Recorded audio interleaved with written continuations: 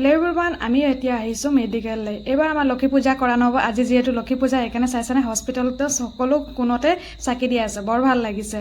আৰু এতিয়া আমি ভিতৰলৈ গৈ আছোঁ, ভাত লৈ আহিছোঁ, মানে মোৰ দেওৰে বাপেকটি হ'ল, সেইকাৰণে তাৰ বাবে আমি ভাত লৈ আহিছোঁ। দেখিছেনে ইয়াতো ধুনীয়াকৈ পূজা কৰিছে লক্ষী মাক, ধুনীয়াকৈ ভোগ চোগ আগবঢ়াইছে। আমি লক্ষী মাক প্ৰণাম কৰি ভিতৰলৈ সোমাই গৈছোঁ। আৰু এতিয়া ভাত খুৱাই আমি ভাবিছোঁ ওচৰত এটা মেলা লৈ যাম, তালৈকো আপোনালোকক লৈ যাম, চাই থাকিব ভিডিঅ'টি।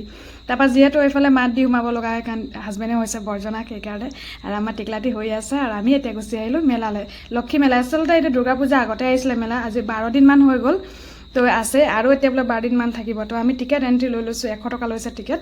মানে আমি ভিতৰত একুৰিয়াম আছে, যিহেতু একুৰিয়াম চাম, তাৰ বাবেও লৈ লৈছোঁ। চাইছেনে ইমান ধুনীয়া এইবিলাক বেনাৰবিলাক লগাই থৈছে, আৰু ঘাটে ঘাটে কিন্তু চেকিন আছে দেই।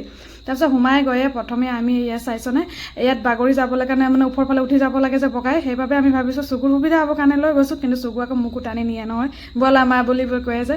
হাজবেণ্ডে কৈছে ডাঙৰ মানুহ যাব নোৱাৰি, নালাগে। তাৰপিছত চকৰিত উঠিবলৈ জিদ লগাইছে, কিন্তু মই হ'লে চকৰিত নুঠো, মোৰ বহুত মাথা ঘূৰাই।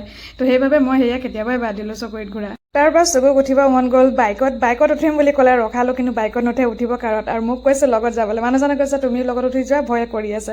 মই কৈছোঁ এই মই ক'ত উঠি, মোক ভাল নালাগে বোলো। তাৰপিছত ল'ৰাক অকণমান সাহস দি বহাই দিছোঁ। এয়া চাইছেনে একান পতিয়া একেটা জেগাত চাই আছে আৰু ঘূৰি আছে এনেকৈ, জানেনে।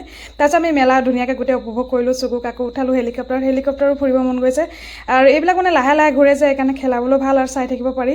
আৰু তৎক্ষণাত কিবা এটা হ'লে মানে ৰখাই দিব পৰা যায় যে, সেইকাৰণে মানে য'ত সুবিধা হৈছে তাতহে আমি তাইক লৈ গৈছোঁ। ডাঙৰ ক'তো একো এনেকৈ দিয়া নাই কৰিব লাগে বুলি।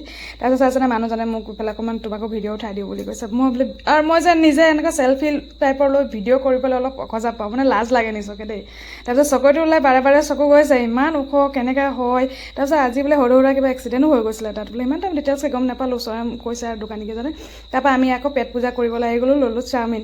ল'ৰাটো দিগদাৰ কৰিলে, খাব বাৰ্গাৰ বুলি ক'লে, ভেজ বাৰ্গাৰ লৈ দিলোঁ, কিন্তু খালে মানুহজন। মই কৈছোঁ টেষ্টনো কেনেকৈ লাগে অকণমান দিয়ক, নিদিয়া নহয় বোলে। তুমি চাওমিন খাইছা, মোক দিছা নেকি, এই চটুৱাই আছে জানেনে। তাৰপিছত এডোখৰ দিলে মানে ভালকৈ এবাইট সোমাই দিলে মুখত। তাৰপিছত খাই ল'লোঁ মস্তিকৈ। তাৰপিছত চকুৰ বাবে ল'লোঁ এতিয়া গাড়ী পালেতো ৰক্ষা নাই, ঘৰততো গাড়ী ৰাখিবও জেগা নাই, আৰু এইফালে গাড়ী লাগে।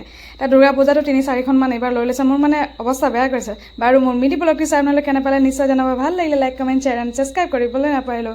ফাইনেলি আমাৰ চকুৰ পচন্দৰ এটা কাৰ লৈ ল'লোঁ, থাৰ গাড়ী, যিটো নেকি তাৰ বহুত পচন্দ। বাৰু আজিলৈ আহোঁ, নেক্সট ব্লগত আকৌ লগ পাম, তেতিয়ালৈ বাই বাই এভৰিৱান। ভাল লাগিলে লাইক এটা কৰি থৈ যাব, বাই বাই।